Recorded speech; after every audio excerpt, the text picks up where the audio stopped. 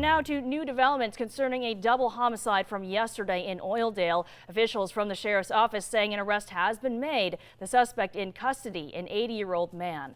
80-year-old Guadalupe Mojica was arrested today on Chester Avenue in connection to two homicides that happened yesterday on Decatur Street in Oildale.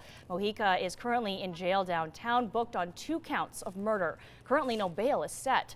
Now, according to KCSO, at about 8:40 Tuesday morning, deputies were dispatched for a report of 2 men suffering from what appeared to be gunshot wounds. When deputies arrived, both victims had already died at the scene. The investigation is still ongoing, and anyone with information is asked to call the sheriff's office at 661-861-3110. And now to developing news after a Marine Corps aircraft with 5 people on board crashed near Glamis. That's about 20 miles north of the California-Mexico border.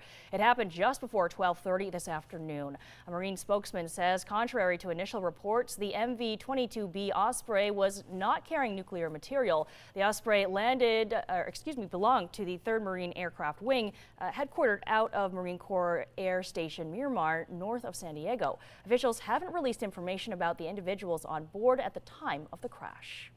Now this after a U.S. Navy pilot was killed earlier this week when his FA-18E Super Hornet fighter crashed near Trona in the Mojave Desert.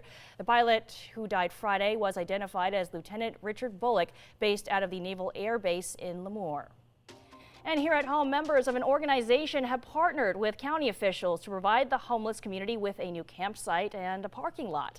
The development by Community Action Partnership of Kern is set to open next Monday. 23 ABC's Brianna Polk was at the campsite today and shares more about how the organization will provide people with meals, access to mental and medical help, and other resources.